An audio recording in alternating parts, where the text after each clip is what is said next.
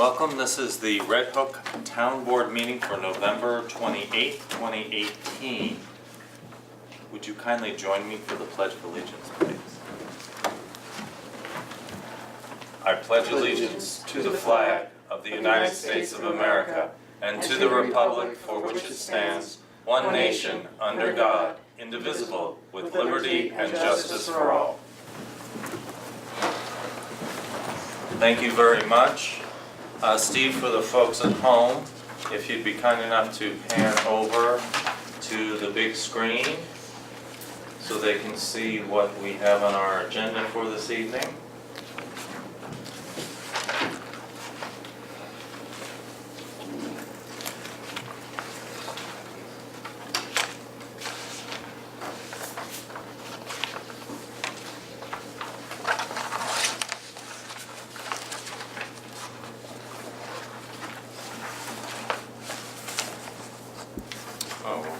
Okay, very good. Thank you, Steve. We'll begin with announcements. I really only have one announcement, which is to say that we have two meetings scheduled for December. The first one is on the 11th, I believe it is. And so I'm suggesting that we cancel the second meeting because it falls right next to the holiday there. And so I'm wondering if the town board would like to entertain that. Sure. I agree. Okay. Very good. So for the folks at home, December 11th will be our one and only meeting for the month. Okay. Public comments. Do we have any public comments this evening? Okay, hearing none. We'll move right into, at our last meeting, we didn't have our town clerk with us, but we do tonight. And so if we could have the town clerk's report for the month of October, is that right? Yes, that's Okay. correct. Thank you, Seth. October 2018, total local shares remitted to supervisor as town revenue, $1,250.49. Amount remitted to New York Ag and Markets for their spade and neuter program, $52. Amount remitted to New York State Department of Health for marriage licenses, $67.50. And amount remitted to New York State Environmental Conservation, $1,841.51, for a total state, county, and local revenue of $3,211.50. And this is pursuant to section 27 sub 1 of the town law. I hereby certify that the foregoing is a full and true statement of all fees and monies received by me, Sue McCann, town clerk, town of Red Hook, during the period stated above in connection with my office. I also have several abstracts just to read out. The first one is July 2018, and this is for vouchers numbered 23682 to 23800, and the total abstract was $118,415.69. And I hereby certify that those vouchers processed in the month of July are an accurate reporting of the abstracts approved for payment by the town board. I have another one for August. These are vouchers 23801 through 23860 for a total abstract amount of $56,854.31. And I certify that the vouchers processed in the month of August are an accurate reporting of the abstracts approved for payment by the town board. Next we move to September, and it's numbers 23861 through 24009. Total abstracts paid out, $255,096.64. And I certify that those vouchers were processed in the month of September, and they're an accurate recording of the abstracts that were approved for payment by the town board. The last one is October of 2018. Vouchers 24010 through 24114. The total abstract was $446,457.58. and I certify that those vouchers were processed in the month of October, and they're an accurate reporting of the abstracts approved for payment by the town board. And that is it. Very good, thank you very much, sir. You're welcome. Okay, the first item on our agenda is a technicality. At our last meeting, after comparing quotes from the New York State Municipal Workers' Compensation Alliance and our existing program with Dutchess County Workers' Compensation Program, we opted to join Comp Alliance. We were able to save our taxpayers several $1,000s in doing so.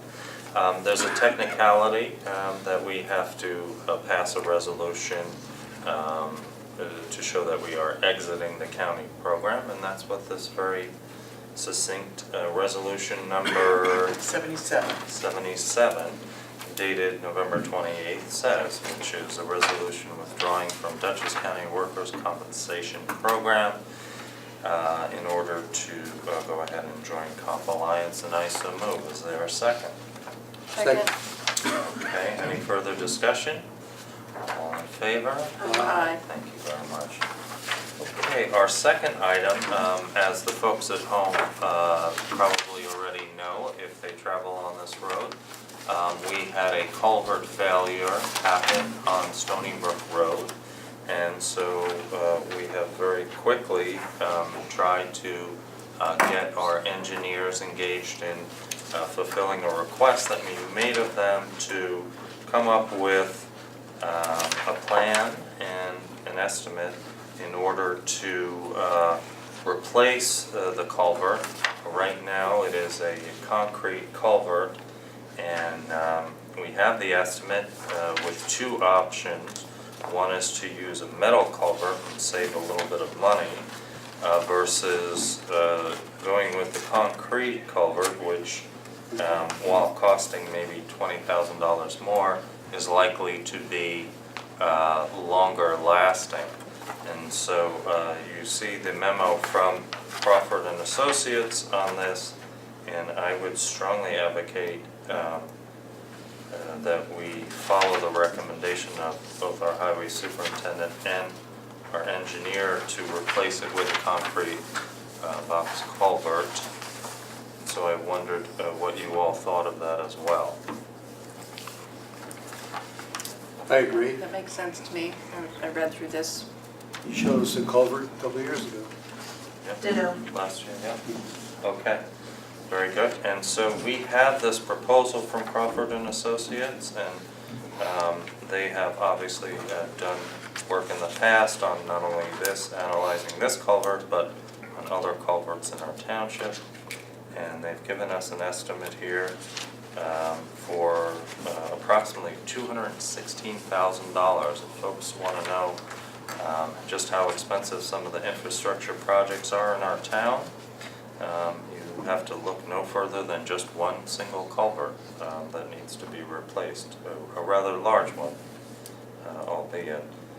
So the estimate here is for $216,000, and so you know, we just need to figure out if we'd like to go ahead with this proposal, and then figure out where we're going to take the proceeds in order to pay for the work. For the folks at home, just a reminder, this is not the time of year for doing this type of infrastructure project.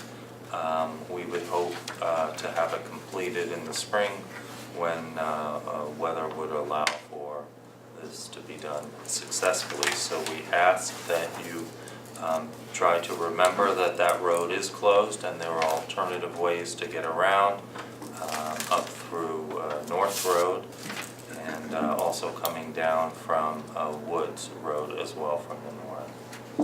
So any thoughts on this? I don't know that tonight what we can do is discuss if this is the way that we want to proceed.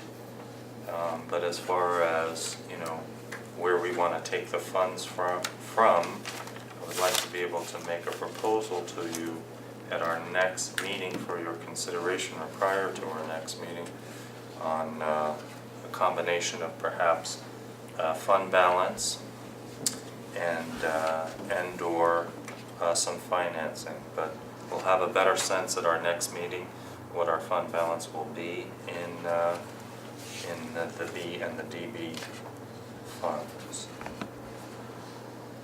Any more thoughts on this project? So, well, in terms of this proposal that we have here from Crawford and Associates, so are you looking for an approval for this tonight, or do we have to, is there another process we have to do? I'm looking for guidance from you, whether or not you would like to go ahead with this proposal, with the caveat that we'll figure out between now and the next meeting, where the 216,000, where we're gonna pull that from. We'll have plenty of time to get the bidding documents and so on and so forth out there, to get the work done in the spring, if we make that decision on December 11th. But prior to that, we need to know if you're comfortable with this proposal that's been prepared for us from our engineers. I would agree to it. Okay. Yeah. Christine? Yeah. Okay. Yep, on Sarah? board.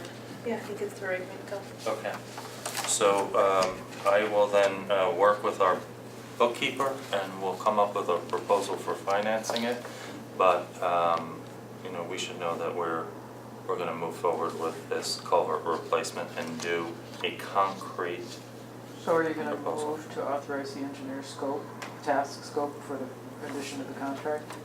Yeah, I think we have untapped funds in the engineering line to do that, so I think we can go ahead and do that right now.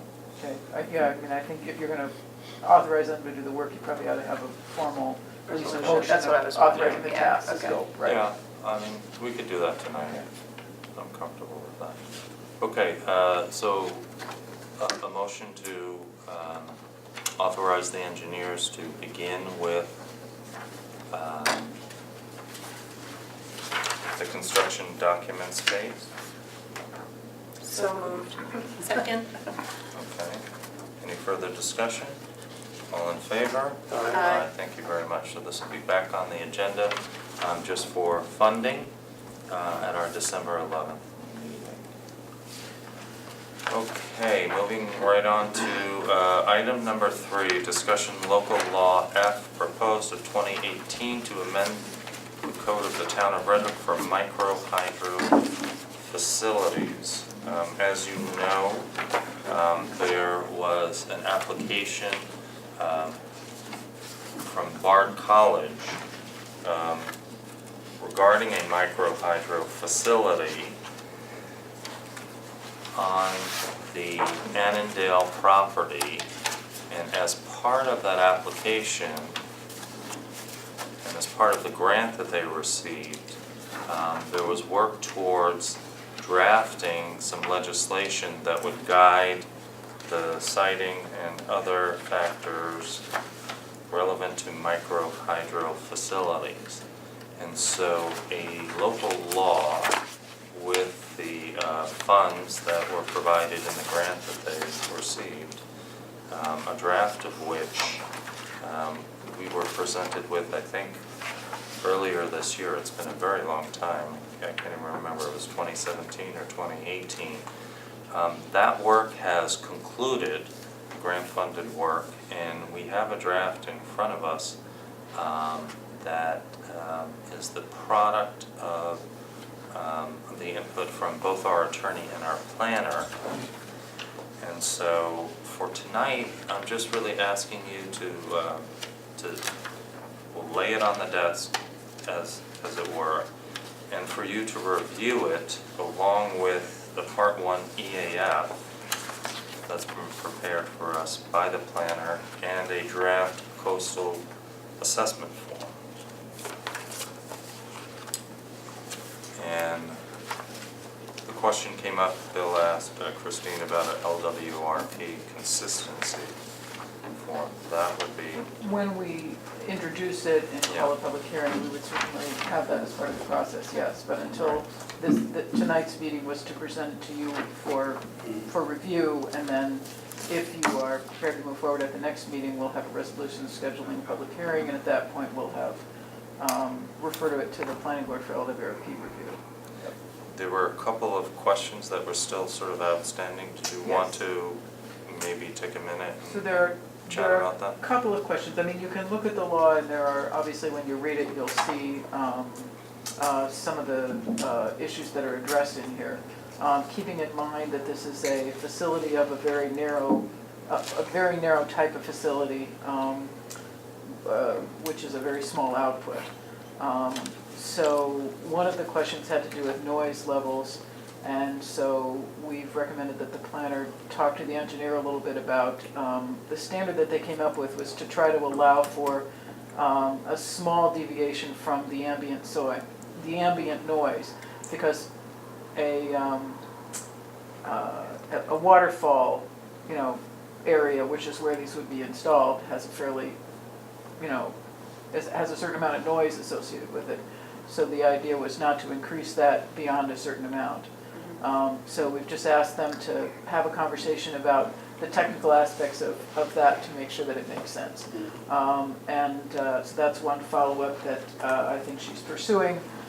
And one other thing that I think we'll have to do is, there is an exception that's proposed in this law that would be a cross-reference into our flood control law to say that these facilities could be an exception from the flood control provisions. And that flood control legislation that we have is exactly what DEC said thou shalt adopt in order to comply with the federal flood insurance requirements. So we have a process where we need to run this exception by the DEC. We've already talked with them, and they said that they would process that when we're ready. So when we start the process formally, we'll give them a copy of it and ask them to approve the exception, which is really for the facilities that need to be located, essentially down by the river in the flood, in most cases in the floodplain, creek, stream, wherever it's going to be located. I do want to also point out that the way that this legislation ended up being drafted was to apply town-wide. There was originally a discussion to limit it to only existing dams, and because it was proposed as model legislation, they decided to expand that. So they had originally also contemplated characterizing these types of facilities, because they were small, as type 2, but because they're no longer necessarily associated with an existing dam, now there's no more special exception, and it will just follow the normal secret procedures for such approvals. Okay, very good. And just as a reminder, those micro hydro projects that are up for discussion on Bard's property, my understanding is the federal government actually controls the regulatory process with that. FERC, it's called, is the acronym. But having this local legislation would help us if another application were to come in, the Mill Road project, which if you've been watching our meetings, you know that there was a grant that we applied for to study the possibility of including microhydro, having some flood relief factors implemented in that project. We were not successful in that grant, but my understanding is that project may come in front of the town.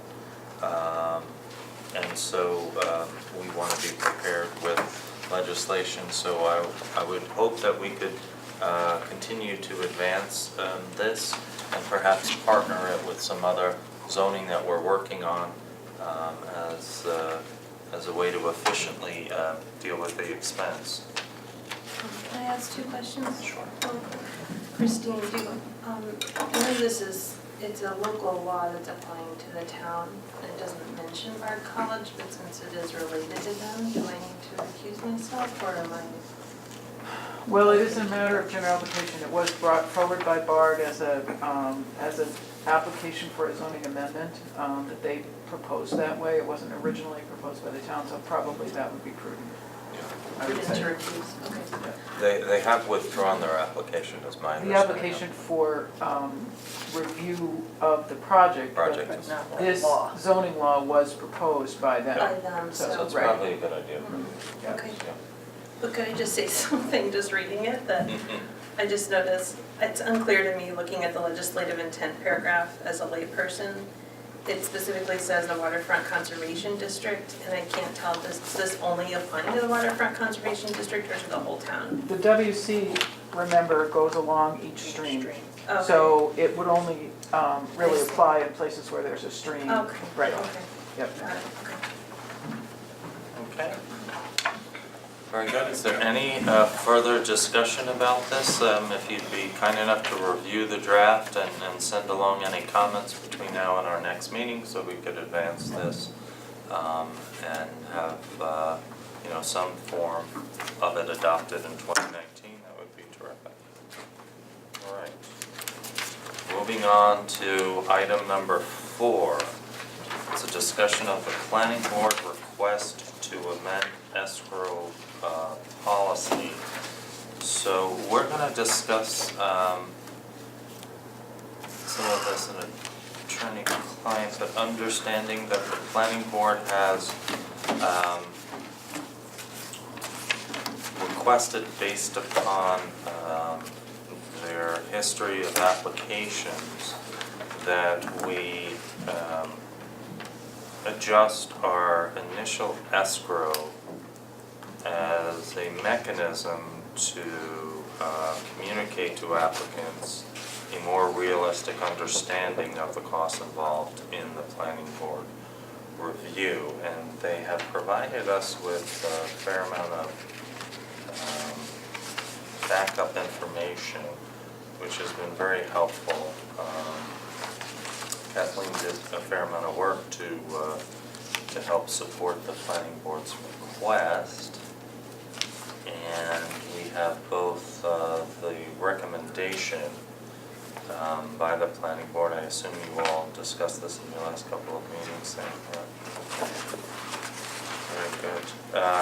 As well as the backup. So I don't know, I know this is something you've just received if you've had a chance to review it, but if this is something we could consider also taking action on maybe as soon as next meeting, that would be terrific, and we'll take a good hard look at it. Okay, any other discussion on item number 4? Well, I'd just like to say that I think that this is, I appreciate the planning board sort of, trying to look ahead. And, of course, fees are sort of a one-size-fits-all thing. So you might think that $1,000 is a lot for a very basic sort of site plan. But site plans are site plans, so it can be, a driveway change, and it can be a whole new development, on a piece of property. So, and what, over the years, when I was on the planning board, I'm assuming this is continuing still, we would hear from applicants a lot that, it often feels like all that we do, we being the town, is want more money, more fees. So I do appreciate the backup that's come in to sort of, to demonstrate what goes into these reviews, and the fact that the point that they brought up, which is very appropriate, to help people understand the more realistic expectations of a project. So are you in favor of this or no? I would be in favor of it, yes. So would I. Okay. Good. All right, so we're gonna take this up and perhaps see some action on this at our next meeting, December 11th. Thank you all, and thank you, Sam and Kathleen, for all the work involved with that. Now we have to get to something very important for our community, and that's a new playground. And that's item number 5. Something many people in the community have been asking for quite some time. So, of course, I should have the image up here for people to get excited about again, but it's on our website. If you go down to the bottom of our website, you'll see community spotlights. There's 3 different topics. There are two separate areas. And I probably have it in a previous agenda, but for now, let's continue with the discussion. We have had this proposal from the playground subcommittee. Sarah, did you want to take over and just describe where we are? Yeah, so there's like a group of people that's like a subset of the Recreation Commission that has been meeting to design a new playground once the Rec Commission agreed that that was an appropriate project, and we've sort of brought it to the town board over the year and a half or so that we've been working on it, just to make sure we are on the right track. And it's been reflected, I think, was it in last year's budget? Certainly in this year's. And there's been some private fundraising around it, and so it's pretty exciting. We're at this point, we're at like the final design phase. And I think if you do go on our website, there's a rendering that tries to show as best we can that basically the new playground will be in the same footprint as the existing one, but with a lot more features that are more accessible for children of all abilities. It's got a lot of different features that are like, there's just a lot more to do than there is right now, especially for the older, the 5 to 12-year-olds. It's not to say that there isn't a lot for the 2 to 5 sections. There's two sort of sections, and then there'll be a middle area that's sort of all ages. But if you compare it to what we offer now, which is basically one slide in a jungle gym and a swing set for the 5 to 12, this is going to be a huge improvement with a ton of different types of climbing things, different types of seesaw sort of devices and slides and all those types of panels that you can interact with, and in the middle there's like a sensory area.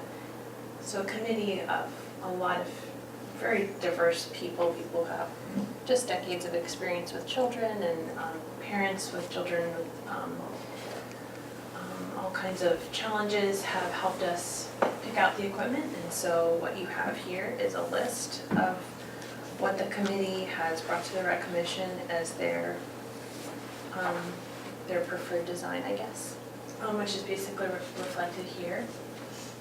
If you have any questions, I can answer, about the specific elements, but basically they're all listed here. A lot of the words on this estimate or proposal they're like specific to this company, Landscape Structures, so you read it and you don't really know what's a digirider or a Wevo structure, but I can tell you because we've been looking at the website a lot, and I can translate it for you if you'd like, if you have any questions. But basically, what you have here is just the cost of the equipment, so it doesn't include the full cost of the project, which would be that we're going to have to extract most of the equipment that's there right now, which is going to be quite a job because it's got big concrete bases, regrade, and then install, most of which will be it's going to be called a community build, so it's like volunteer, but then there's money for a supervisor from this specific company, and so there will be other costs associated with the project, and John and Doug from the Rec Commission are helping us with the full sort of scope of how that will all happen, and we'll be planning that out over the next few months. But this is here tonight because it benefits us greatly to order within 2018 because of the cost of materials that's rising. And so these are prices that are kind of guaranteed under the state contract, which many different playground manufacturers are under. And we picked this company because they had a lot of accessibility equipment and were very easy to work with and would help us with the full design. So we've really gotten, so far we haven't paid them a dime, and they've helped us with all these plans. So it's been a pretty good run so far. And Can I ask you, Sarah, since it was first presented very thoroughly, have there been any amendments or changes to the plan? Right, we presented it, sometime over the summer maybe? I forget exactly, but there haven't been any changes. We have stuck with all the equipment that we had proposed at that point. and we just went through it really carefully line by line to make sure it really included everything we thought it would, and no extras, no, you know, we actually, I'm sorry, there's one thing, so we added, on John Kuhn's recommendation, we weren't going to replace the actual swing sets, because those are, you know, they're like metal, they're hardy. Because the structure right? was still But good, right? then looking at them again, John Kuhn felt that the big kid side, the one that's closest to the stream, if you think of our current, really ought to be replaced. And when we thought about it, we thought it'd be pretty silly to go through all this work and the surfacing and everything, and then 2 years later, 5 years later, have to replace just that part. And so that has been added here. But other than that, everything is the same, and the swings will be in the same places they are now, if that makes sense. So I have one other quick question. So on the proposal, we have an update with some additional costs for benches. Well, So would they be purchased from the same company, or is that just a note for us to know that that's a? yeah, they're purchased from the same Cost. company, so Okay. what happened was when we first proposed this to you, the cost actually included benches. And then we thought with John Kuhn that he could get them on a cheaper state Right. contract. But then he confirmed those prices and found actually he couldn't. So it had been taken out, and then the So last it's put minute, back we in. had to add Okay. it back in. But I just wanted, so we Yeah, can order so- them from the same company. We'll be ordering from the same company, and so we'll all come together in a giant pallet.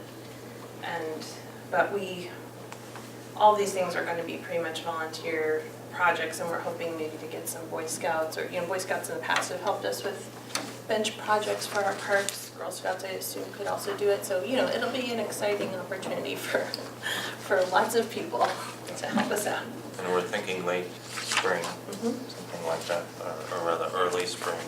As April, early as May. when- What happens Something like to these, to this equipment after we purchase it or commit to purchase it? So it will Store be it. Will delivered you to store it us. here or We're in gonna the have company? to store it here. I'm sorry, where? So the Somewhere. equipment will have to be delivered here And kept. and kept, and it will be on shrink wrapped pallets that are quite large and cold. And so we're looking for a home for those, and we'll figure it out. We want it to be someplace pretty safe. But it's all outdoor equipment, so we can store it outdoors. It's not like we need to keep it in, you know, undercover necessarily, so. We just want a secure location. Yeah, a Right. semi-secure location. I think John has a few ideas about places.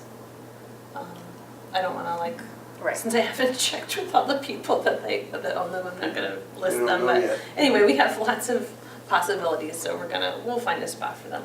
I'm not worried.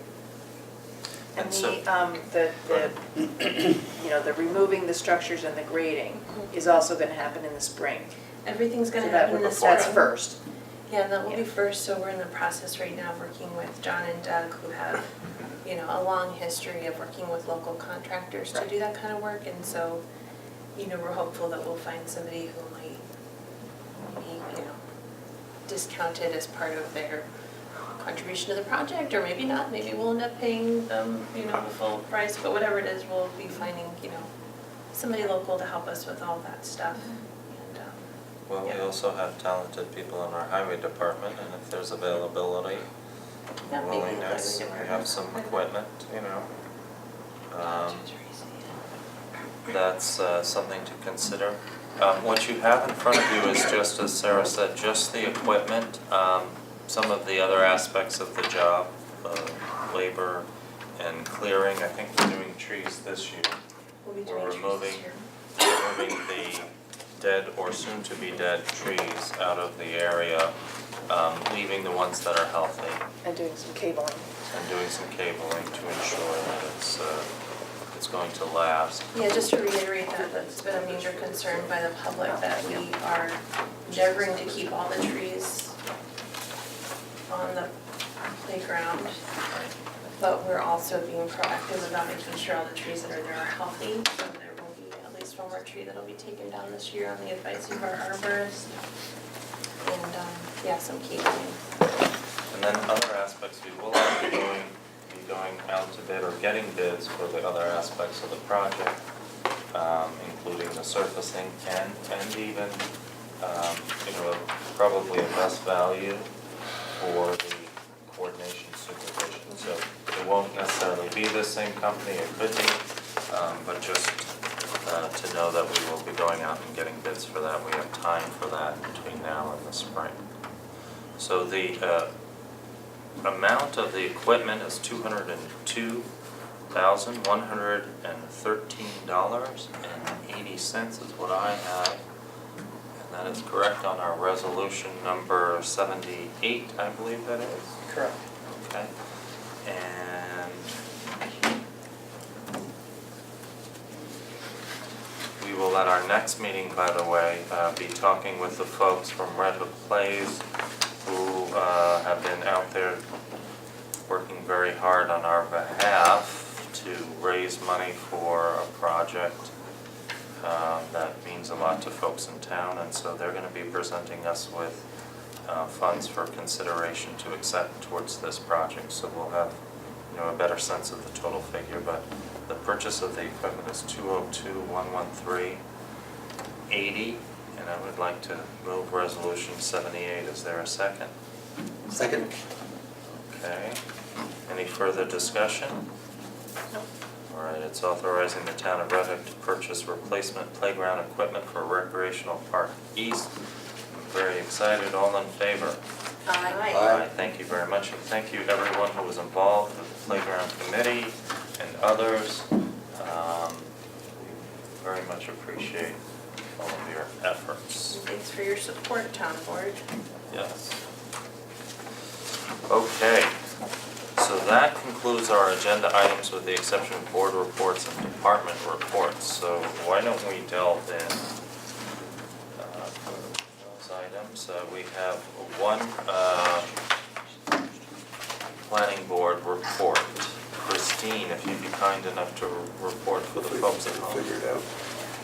Sure. The Red Hook Planning Board met twice in November, held one public hearing on an application for an accessory apartment, and granted, after that hearing, granted conditional approval for a special use permit and a site plan.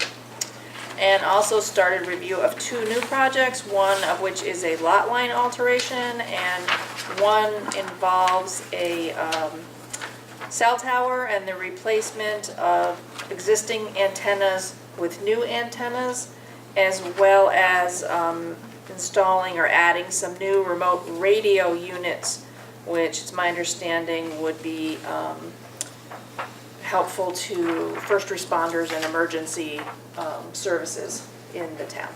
Okay. Very good. Thank you.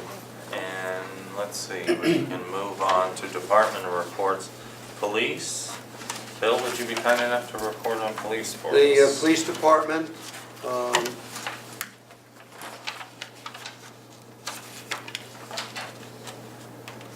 report for the past month.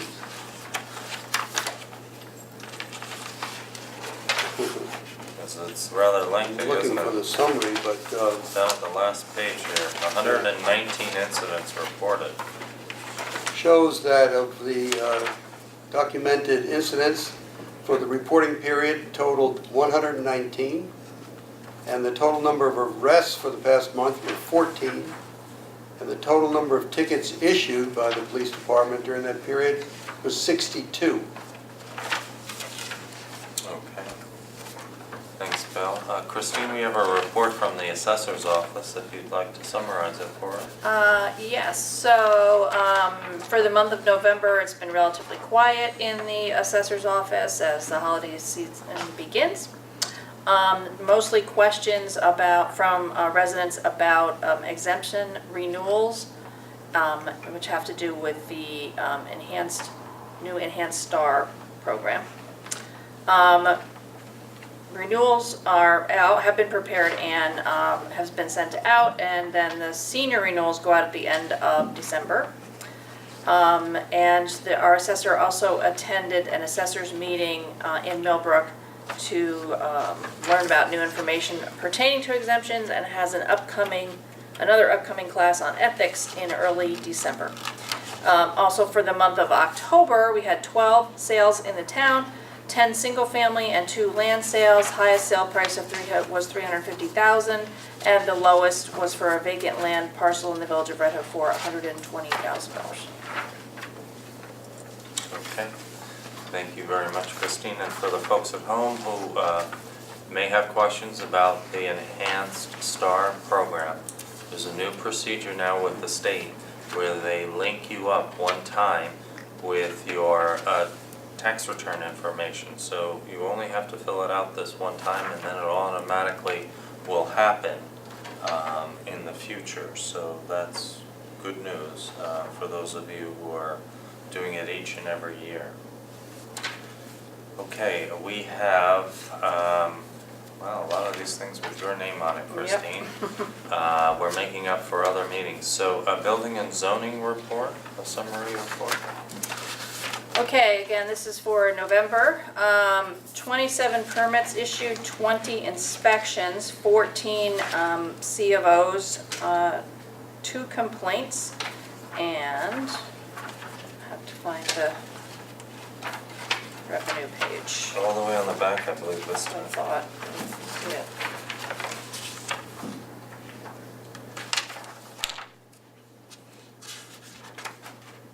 Oh, there it is, okay. Total revenue of $12,762 between building permits for commercial, building permits for residential, CO searches, driveway permit fees, and other permits for sheds and decks, etc. Okay. And then we have purchasing. Yeah, busy time for purchasing. This report is actually from September 26th through November 21st, so 2 months. And 55 purchase orders were issued during that time for a total amount of $383,117.90. And the largest of that was for the asphalt paving of Kidd Lane, Stony Brook Road, and Sangstacks Lane. So that was $260,105.77 of that previous amount. In addition, the town hall now has a new key fob door system to improve security. We had to do snow clearing along the sidewalks on Route 9, and that was the contract for that was awarded to Frank Vosberg and Sons, so that's already started because we already had snow. We are looking at, he's working on a proposal for vendors to install two more charging stations in the parking lot for the 2 electric buses that we got a grant for. And Ted is working on a proposal to study the consolidation of the village and town court systems. And that was the county-funded grant from last year, shared court facilities. And so we'll be preparing an RFP for that to go out soon. Water district. Are you getting tired yet, Christine? Should we Not give yet. it to somebody? No, that's okay. Okay, so, again, this is the November, well, it was issued on November 8th, but the figures are for October. So one item to mention is that there was a higher than normal amount of water pumped. And so now, and we did not have automatic controls of the pumps, and that has been taken care of now with some new equipment that was installed mid-October. So that should be more regular now. All the ongoing tests are being continued as required on a regular basis, and the results are all looking good. And for the filters and top seals were replaced back in July, so that is equipment that is now kept in stock on a regular basis for that, to do the change-outs of those. And as I mentioned, the pumps are working now and they have automatic control. And they have to do a hydrant replacement, so that's coming up. We should maybe just mention that people have gotten there's been like email notices if you sign up for Notify Me about the Hydrant flushing, yes, Replacement, they but- just work. No, it's actually a replacement Yeah. project, so it's different than flushing, where flushing doesn't technically Yeah, the interrupted hydrant water service, but it replacement does- means you won't have water. Exactly, Right. we won't have water, so as somebody who lives in the water district, I know that many neighbors have contacted me and other people concerned that they didn't know, like, how would they know about this? So I've been encouraging people again, sign up for Notify Me, that's the best way to find out about these things. We sent out the notice, I think last week, right? I think last week maybe, Notify Me about this. Yeah. So, that's the best way, and, Especially as that's on our we, website right at the top, but it's December 4th for anybody who lives in the water district. And I think what the water department is saying is basically plan on 9 to 5, right? Roughly. It may Mhm. take shorter than that, but just plan on that if you live in for the the day. district, that you may not have water. Is it in a specific area? I forget, or is it the whole district? Do you remember? It's on It Carriage Lane, is. right? The 82 Manor, so it will require shutting of Manor, Trogue, and Carriage Air roads, et cetera, so Just that that area, portion, that that neighborhood. branch, yeah. Yeah, so anyway, if you live in the water district, just prepare for that, December 4th. Yeah, and as we approach more winter storms and the potential for power outages, it'll benefit you if you're signed up for the Notify Me feature on our website. Okay, a long recreation commission report. I can summarize it. Okay, Sarah, yeah, why don't you do that since you attend those meetings? I'm happy to do that. So, Okay. the basic rundown of the recreation director's report for November is that we've been still doing more work on the tennis courts, although the surfaces are done. We still need to replace the bounce boards that were there. They were taken off when the courts were constructed. And now the feeling is that maybe they're not really in the best shape and we need to replace them. So that something is gonna happen with them by the spring. And also some new wind screening to improve play is also contemplated, and they've been doing a lot of research into how best to do that. We already talked about the playground.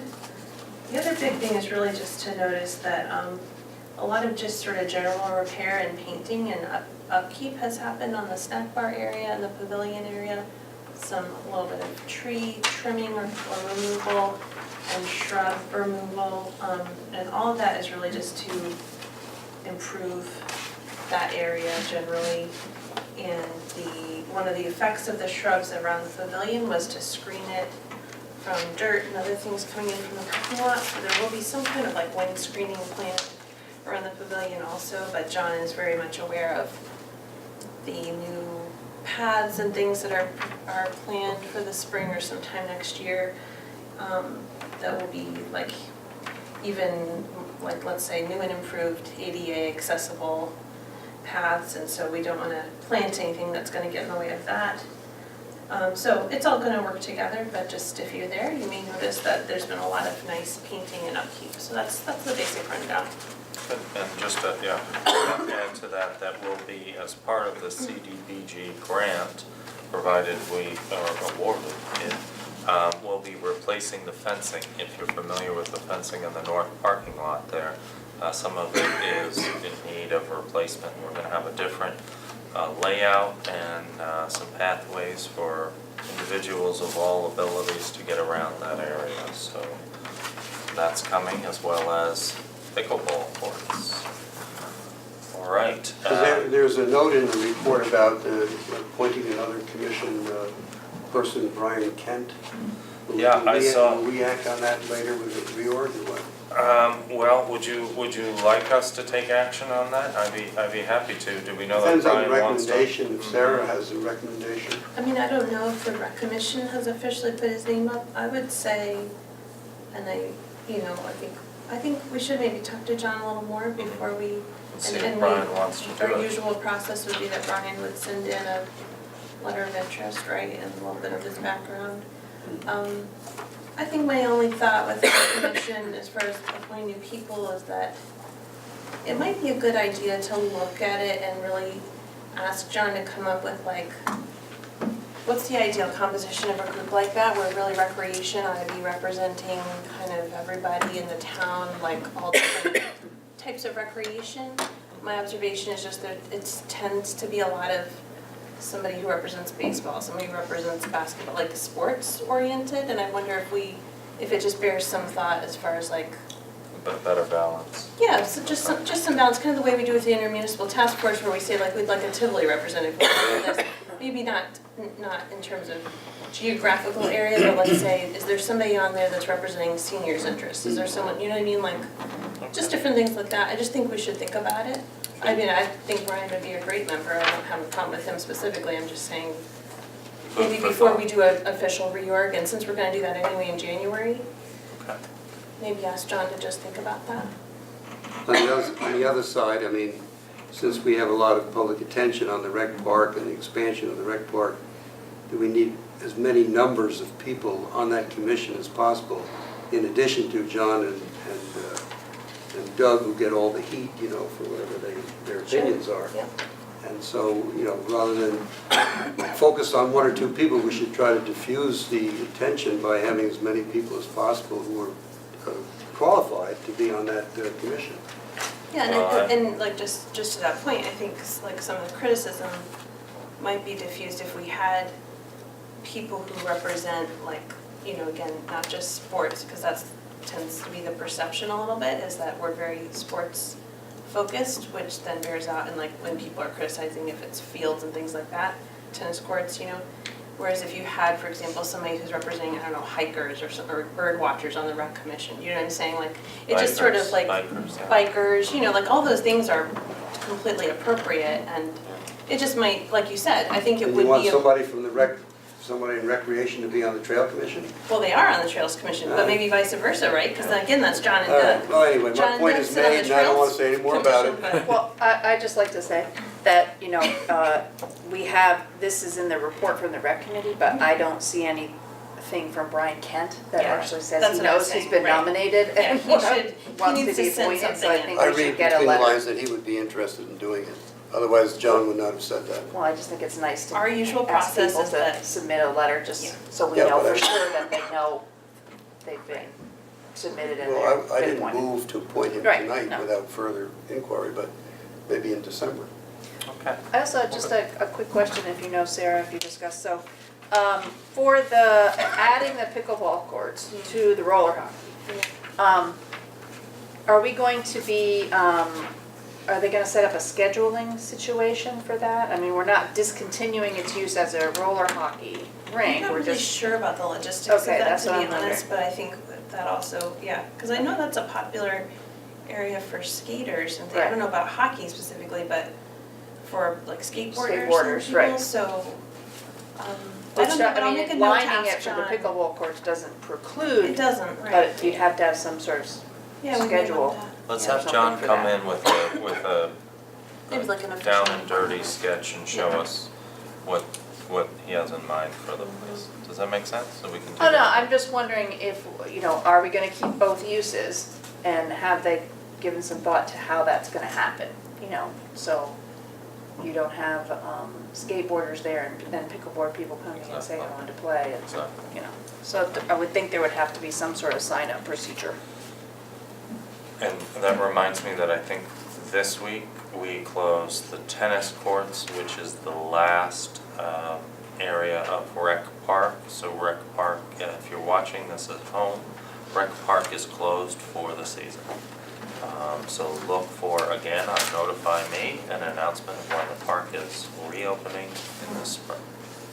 People can still technically like walk on the paths, right? It's not like it's like literally closed, it's just don't expect like clearing and stuff like that, right? Snow plowing and all that. Or is it like officially closed It's with this? officially closed for the season. Okay. It is closed for the season. The Town of Red Hook Tree Preservation Commission. Sarah, did you wanna?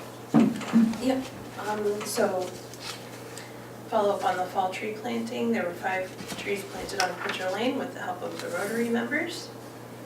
1 tree was planted at Conway's in recognition of 40 years in business. A thank you note and gift card was sent to Michelle Decker, who helps with the hole digging. And thank you note was given to the Rotary and posted on the town website. And a large diseased maple on the north side of Pitcher Lane is scheduled to be taken down in mid-December. And the Tree City recertification application was submitted. Great. Okay, Bill, did you want to report on your intermunicipal task force? Well, at weekly meetings in October and November, the task force continued to discuss, review short-term rentals and prospective regulation of Airbnbs in the town of Red Hook.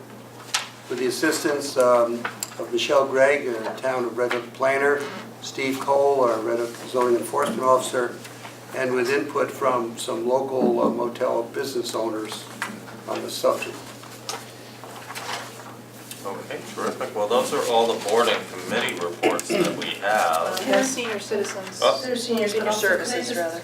I didn't get one, but sure. throw something in, it could have been an announcement, but I forgot, but CAC doesn't have a report, but I wanted to flag for people that we are planning another e-waste collection day in January. It's gonna be that same weekend it always is, the weekend of Martin Luther King Jr. holiday. Okay. So I think that's Saturday, January 19th. Okay. At the town recycling yard, so just get ready. There's gonna be a small charge, I think this year, not just for CRT monitors, but actually for anything with a screen, basically. Right. But we're gonna figure out what that rate is and we'll post everything, so just put that on your calendars. Well, so that reminded me of something I wanted to discuss with you all, which is I've had some input from some of our residents that use our facility, our recycling facility, about the area around the building. And I took a walk with TJ and looked at the footing there. And I would like us to consider the possibility of paving.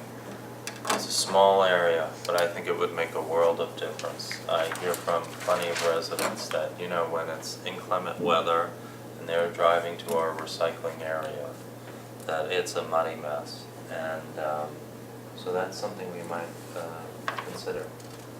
If we can get sort of a rough ballpark estimate, I'd like you all to. Certainly worth pursuing. It does become a muddy mess. It does. Bill, have you been wearing your patent leather loafers when you take your recycling? Yeah, no, I don't have those. I have muck boots. It just feels like a muck boot kind of It chore is. to me, but. Is there a cheaper way, I mean, of laying some stone or something? Well, we do that, you know, the highway department does that from time to time, put stone down to try to increase the stability of the, you know, the ground. The other there, thing but- too is, if it was paved, we would have the opportunity to sort of define traffic patterns, Exactly, because everybody kind of comes from which way in there. There's been some very close calls for not only accidents with cars, but people just not, you know, people just walk and, you know, they're backing up or somebody's gonna get hit. exactly, yeah. And we do spend a fair amount of time trying to maintain it in the wintertime, and it's a little bit easier to maintain if we can plow it as opposed to throwing salt down all the time around that area, so. Okay, food for thought. So do you want Do the we need senior to- services what- committee? Yeah. But I know sometimes with changes there, we have to talk to the DEC because they helped us build that or something, right? So I assume we'll have to check in with them about that. I just want to see from you all if there's some interest there in at least exploring it. Yeah, I think That's all. Okay. All right, very good. Senior services, sorry. I sat in on that meeting this morning, but I don't seem to have it in my batch for some reason. Here's one. Who's doing senior Can services? you read it? Please, Bill.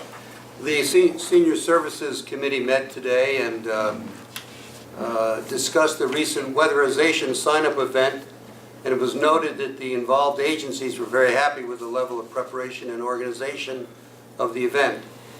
The committee discussed putting on a senior expo at the Red Hook Central School, at the Red Hook Community Center, on April 27th, 2019, to include informational tabling on various topics of interest to seniors.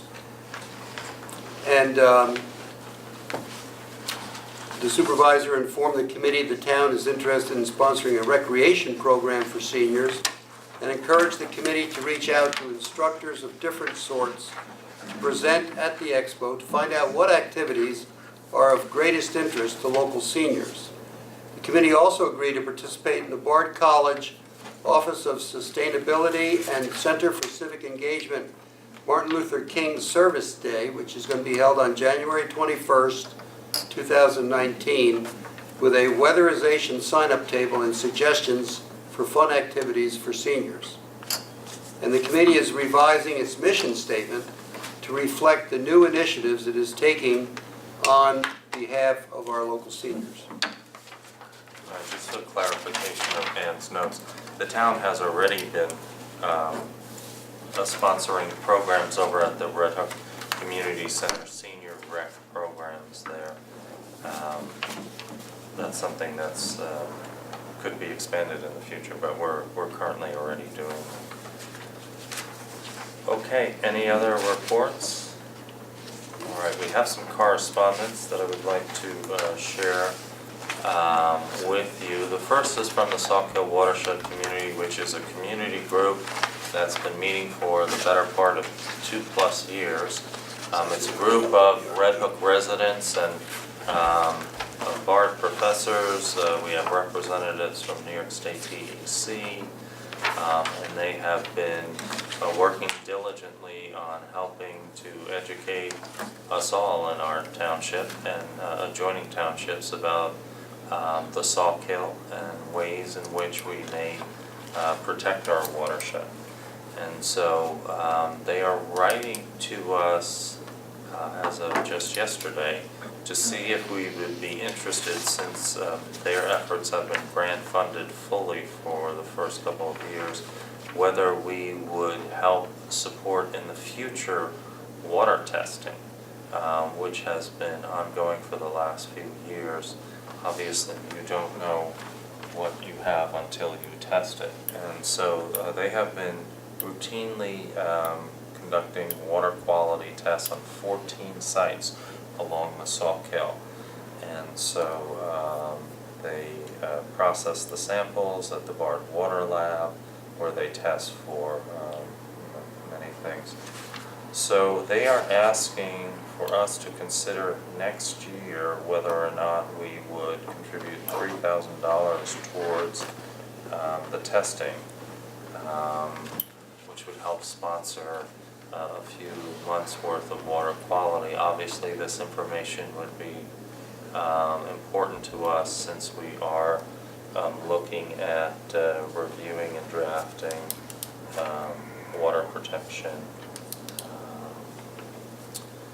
zoning and other ordinances. So I ask you to give some consideration of that and whether or not we might do that, make a decision on that at our next meeting.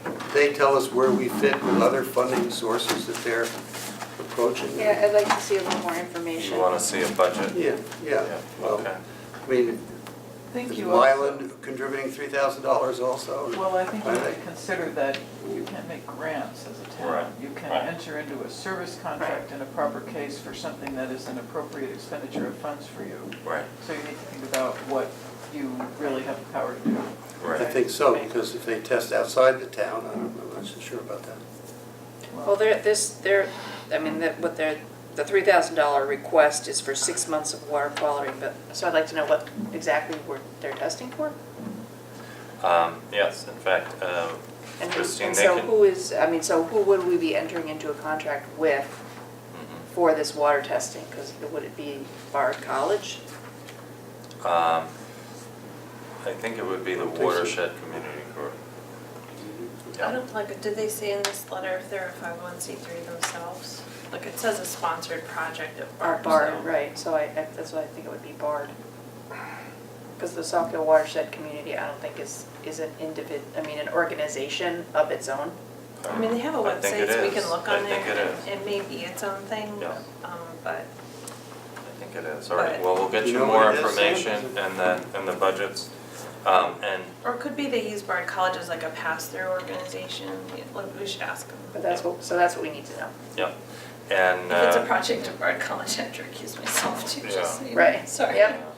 Yeah, so and I'll ask them to send you also the test results and the graphs and all that stuff. I think you'll find that. Well, I mean, I don't need that in terms of this decision. No, I thought you might be interested in Yes, knowing. that's interesting in knowing information, where but- your hot spots are and all that. throughout the town.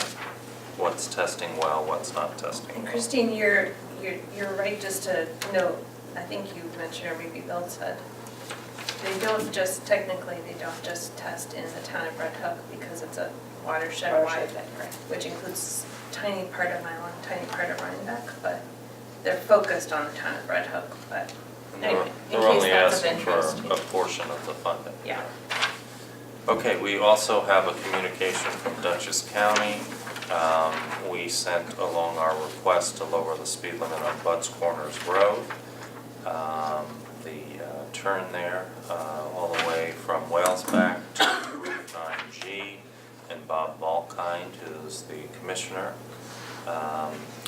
forwarded the county's recommendation, which was to support our request to New York State Department of Transportation. So, this process is not a quick process, but we want the folks at home to know that we have made several requests to lower speed limits around town where we felt it was appropriate, and we're having some success, and we appreciate your patience.